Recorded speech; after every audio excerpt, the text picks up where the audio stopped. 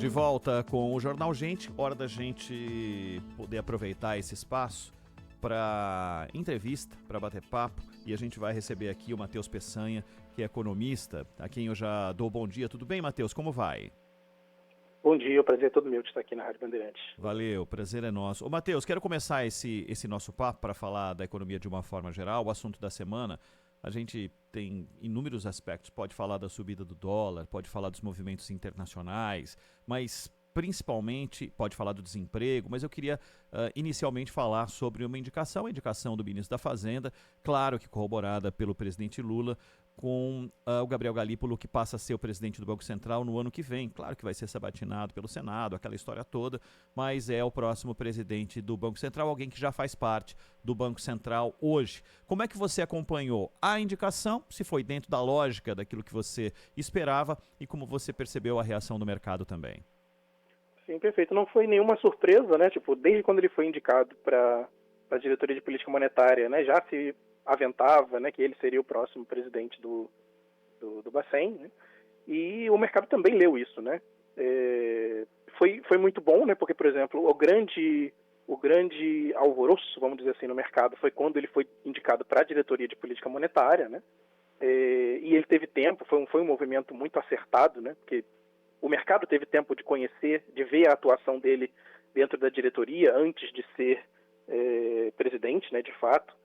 E ele se mostrou muito técnico, né? Ele reverteu as expectativas que primeiro foram postas nele, né? E nesses últimos, depois da indicação dele, né, ele vem falando sempre as coisas certas, né? Eu imagino que o grande receio do mercado seja que, eventualmente, quando ele de fato assumir, né, ele venha dar um cavalo de pau em tudo que tenha falado, né? Mas você vê as votações que ele fez nos copons que participou, né? Tirando aquela primeira votação, né, que o mercado teve uma leitura política, mas a ata, né, mostrou que não era política, né? Foi, vamos dizer assim, que a ata mostrou que era uma coincidência, né, que os 4 indicados do Lula tenham votado pela queda, né, dos juros e os outros 4 tenham votado pela manutenção, né, naquele momento, né? Se não me engano foi o primeiro copom que ele participou. Mas depois dessa, né, todas as votações dele foram alinhadas, né, as votações foram unânimes, indicando que ele está, sim, preocupado tecnicamente, né, com a condução da política monetária. Então, eu vi isso com muito bons olhos, né, e o mercado também vê, né, o próprio Lula, né, comentou que vai manter vai respeitar, né, a autonomia do Banco Central. Aí, realmente, entre aspas, o risco que fica é que quando de fato chegue à presidência, isso deu um cavalo de pau, né? Mas o mercado também não espera isso, eu também não espero isso, e tudo indica que ele vai fazer uma gestão bem técnica à frente do Banco Central, sim. Matheus Peçanha, bom dia. É claro que quando a gente fala em gestão técnica, basicamente significa que o Banco Central toma decisões que não estão baseadas em interesses políticos, em posições políticas, e que não são influenciáveis pelo governo de plantão. Está tudo muito bem. Mas também não significa que é uma decisão absolutamente livre de pressões, inclusive todas as decisões do Banco Central. É claro que há uma individualização esquisita, né? O próprio governo tem pressa na aprovação do nome do Galípolo, queria que fosse até 10 de setembro, para que isso já fosse um fato dado quando da reunião do Copom. Então ele ainda não seria presidente, mas já se saberia que ele foi aprovado pelo Senado e será tratado como o próximo presidente, como sucessor do Roberto Campos Neto. Agora, o que eu acho interessante, nos Estados Unidos, há desde ontem uma dúvida, porque os novos indicadores são de um crescimento no último trimestre acima do esperado e uma redução na semana dos pedidos de seguro-desemprego. E aí veio a dúvida, será que a Reserva Federal vai mesmo reduzir a taxa de juros, como disse o Jerome Powell? E ele falou, não, chegou a hora de reduzir. Então isso vai provocar uma redução da procura por dólar no Brasil, não vai? O impacto disso na inflação. Então é claro que há dúvidas no ar, né? Inclusive internacionais, que não são controláveis pelo Brasil. Mas quando a gente olha a inflação atual, o que tem acontecido na economia brasileira, você vê sentido nessa pressão diária pelo aumento da taxa de juros na próxima reunião do Copom? Não é estranha? Isso não indica um movimento orquestrado por quem ganha muito dinheiro com a Selic alta? A gente pode ter momentos, né, em que a análise técnica desse balanço de riscos todo tenha coincidências com pressões, aí nesse caso, como você está comentando, né, pressões rentistas. Né? Mas são balanços de riscos bem diferentes. Né? De fato, lá nos Estados Unidos, por questões de atividade econômica, de precisar insuflar a atividade econômica, e lá também, né, o peso que se dá para a manutenção do pleno emprego é tão ou maior até do que o peso que se dá para o controle, para a inflação na meta, né? Até porque eles não tiveram grandes históricos de inflação, né? E aqui é diferente, né? Quando a gente olha essa gestão técnica do Banco Central, né? O Banco Central está olhando, claro que a economia é uma ciência política, né? Então tudo isso está dentro aí do balanço de riscos, mas, de um modo geral, o Banco Central vai olhar ali para uma equação, né? O Banco Central aqui no Brasil também tem dois objetivos, né? Também é manter a inflação na meta e garantir o pleno emprego em termos de atividade econômica. Mas a gente tem pesos diferentes para esses objetivos, né? Pelo nosso histórico recente de inflação muito alta, né? A gente venceu a inflação faz 30 anos, né?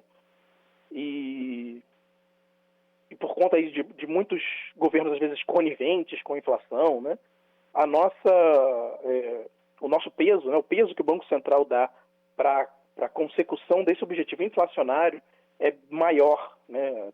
Então, eu não sei exatamente quanto maior, mas eu diria que bem maior do que o peso do objetivo de manter a economia no pleno emprego.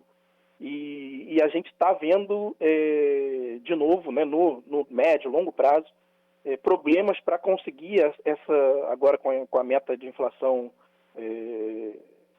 diária, né, a meta de inflação contínua, a gente está vendo problemas nesses horizontes aí de médio e longo prazo para manter essa inflação, ou principalmente a expectativa de inflação, né, dentro dessa meta. Então, o Banco Central pensa em calibrar esses juros, mas olhando justamente essa equação aí, né, de que a gente tá sentindo um descontrole ali na ponta longa dessa equação, do que olhando para essas pressões de fora, né? Assim, pelo menos eu vejo assim. Ô, Matheus, mas me fala E uma acaba coisa. sendo uma coincidência. Mas me fala uma coisa. O que hoje provoca essa grita pela alta de juros de determinado setor? A recordação de 30 anos daquilo que não fazemos mais? Ou essa pressão? E como se caracteriza essa pressão de longo prazo para que o nosso ouvinte tente compreender? A gente está num momento bom do ciclo econômico, né, que de fato a gente está vendo o desemprego caindo, né, e a renda real subindo. E isso gera pressões inflacionárias via demanda, né, principalmente através dos serviços, que é uma inflação muito difícil de controlar. Né. A gente acaba atacando outros pontos da inflação para que, na média, a inflação fique ali controlada. Né. Então, por conta dessas pressões novas, né, porque meio que a gente está sendo refém do nosso sucesso, vamos dizer assim, né. Então, o mercado de trabalho está indo muito bem, a renda está se recuperando, e isso está gerando essas pressões, principalmente na inflação de serviços. E isso a gente vê como? Pelas expectativas de inflação. Né? A gente tem o próprio Banco Central coleta expectativas de inflação, principalmente de grandes setores industriais e de serviços também da economia, né? E outras instituições como a FGV, né, também pega a expectativa de inflação de empresários e até de consumidores, né? Então o Banco Central olha para todo esse balanço e vê como que os agentes econômicos estão olhando para essa inflação no futuro, né? E olhando como esses preços estão se comportando agora e colando junto isso, e como que os agentes estão esperando o futuro, a gente vê que esse risco está aumentando ali na ponta média ou de longo prazo, né? Esse preço principalmente em serviços, está começando já a oscilar além, a gente está perdendo o controle desses preços de serviços, isso por conta do nosso próprio sucesso, né? Renda maior, desemprego menor, e começa a acender ali uma luz amarela de que precisamos controlar para que, como a gente tem uma memória inflacionária, né, muito forte, a gente já não comece a perder o controle desde agora, e a gente tem uma economia muito indexada por conta dessa memória, né? Ou seja, contratos são reajustados porque os próprios preços estão subindo hoje, né? Isso acaba virando uma bola de neve. Então, para isso não virar uma bola de neve daqui no médio prazo, o Banco Central acha, precisamos então dar uma refreada nesse impulso, né, que a gente está vendo de demanda, para que isso não se torne mais difícil de controlar no futuro.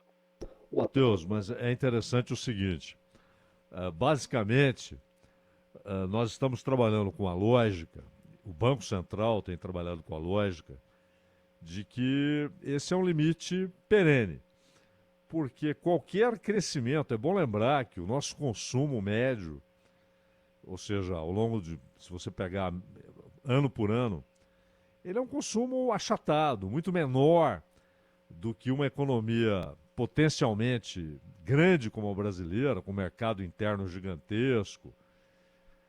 Nós temos um consumo muito abaixo do que poderia ser. É um consumo achatado, um consumo modesto. E claro, se o consumo cresce e se desequilibra em relação à demanda, você vai ter inflação, você tem toda a razão. Só que aumentar a oferta, que seria a saída lógica e saudável, é algo que passa a ser inibido pela taxa de juros, porque o crédito é caro, o crédito para investimento e para consumo. Se o juro está elevado, por que eu vou investir em atividade produtiva, cheia de incertezas e problemas? Se eu posso colocar o dinheiro rendendo ali, posso remunerar o meu capital de uma maneira absolutamente tranquila, né? E, ao mesmo tempo, o impacto brutal na dívida pública, que em tese é o grande problema, é o que move a preocupação do Banco Central, é a dívida pública e os déficits que a dívida pública produz. E a Selic, ela acaba tendo como resultado o aumento da dívida pública. Não é um círculo do qual não se consegue sair, ou seja, crescer um pouquinho o consumo, diminuir o desemprego, que, em qualquer lugar do mundo é uma grande notícia, inclusive aqui.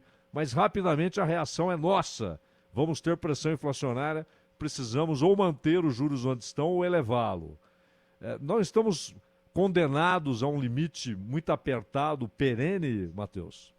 Sim, você está totalmente certo, né? Essa é a eterna dicotomia dessa atuação de política monetária no Banco Central, né? E aí isso vai ser calibrado conforme a nossa visão do que é melhor, né? Como a nossa memória inflacionária ainda está muito recente e o Banco Central dá muito peso para isso, a gente acaba caindo aí nessa, vamos dizer, armadilha, talvez, né? De que a gente vê uma demanda já se expandindo um pouco mais, a gente já fica apreensivo, o Banco Central já fica muito apreensivo e tenta cortar as próprias asas, né, para a gente não surfar de novo nessa onda inflacionária.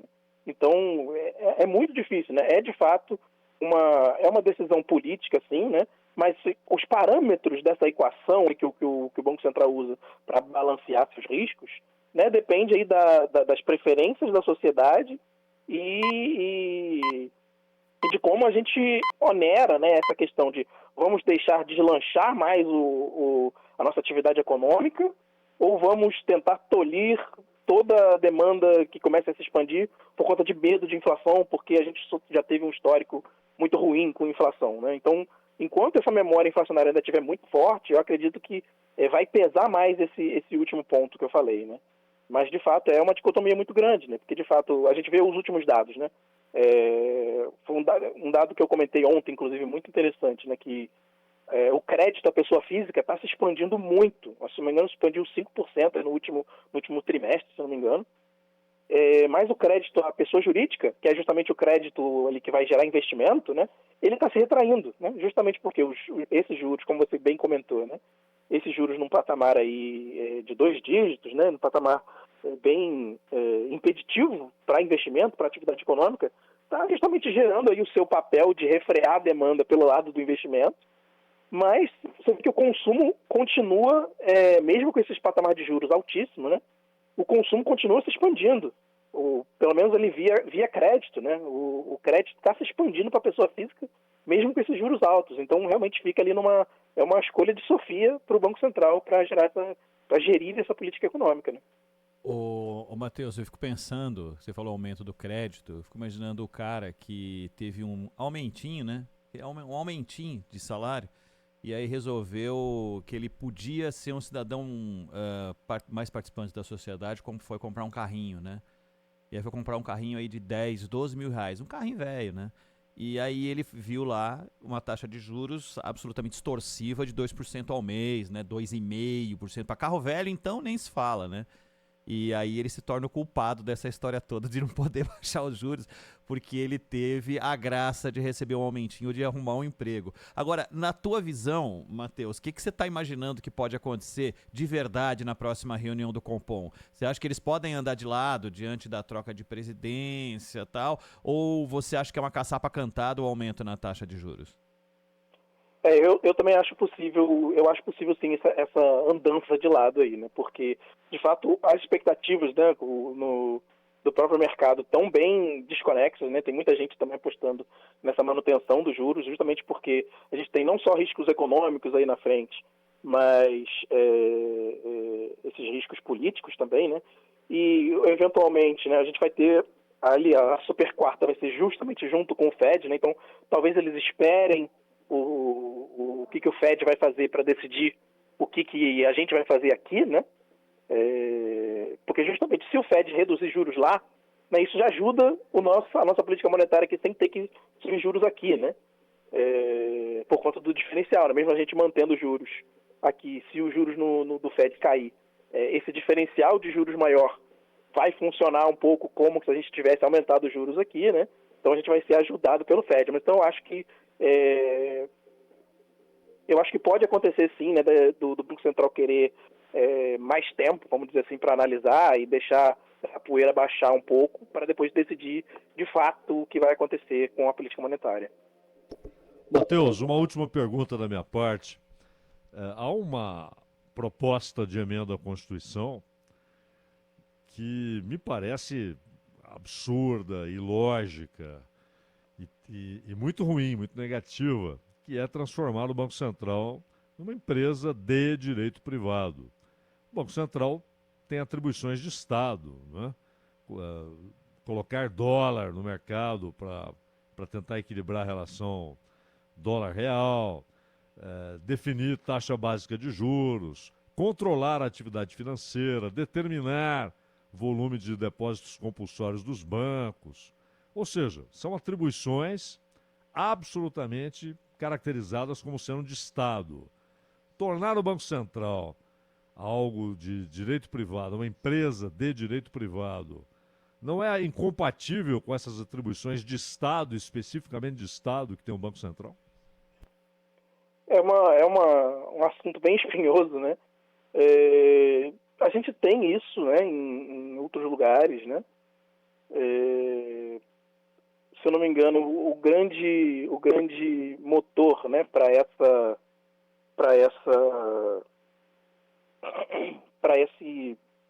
ideia, né, é tornar um pouco a carreira do Banco Central mais atrativa, né, para você não ficar sujeito ali a teto, né, não ficar poder gerar correções ali nos seus planos de cargos e salários de modo mais independente, né? Mas também olhando o equilíbrio que a gente já tem agora, né, que está correndo bem, né? Então, se você pensar no fato de que time que está ganhando não se mexe, né? A gente estava andando bem, né? De fato, vira e mexe a gente viu, mas aconteceu nos últimos 2 anos, se não me engano, né? Algumas greves de funcionários do Banco Central, né? Que deixou a gente sem tabela-focos aí por algumas semanas, se não me engano, até meses, né? Mas, de um modo geral, né, o Banco Central estava se virando ali corporativamente também bem, né? É realmente um assunto bem espinhoso, né? Eu, particularmente, sou até simpático a essa ideia dessa autonomia também orçamentária, financeira do Banco Central, né? Mas, de fato, aí vamos ver o que a sociedade, né? Aí, no caso da pessoa dos nossos congressistas, né, vão acabar decidindo, né? Matheus Peçanha, economista, muito bom conversar contigo na manhã deste sábado aqui no Jornal Gente. Matheus, muito obrigado, até uma próxima. Eu que agradeço, estou sempre à disposição. Valeu.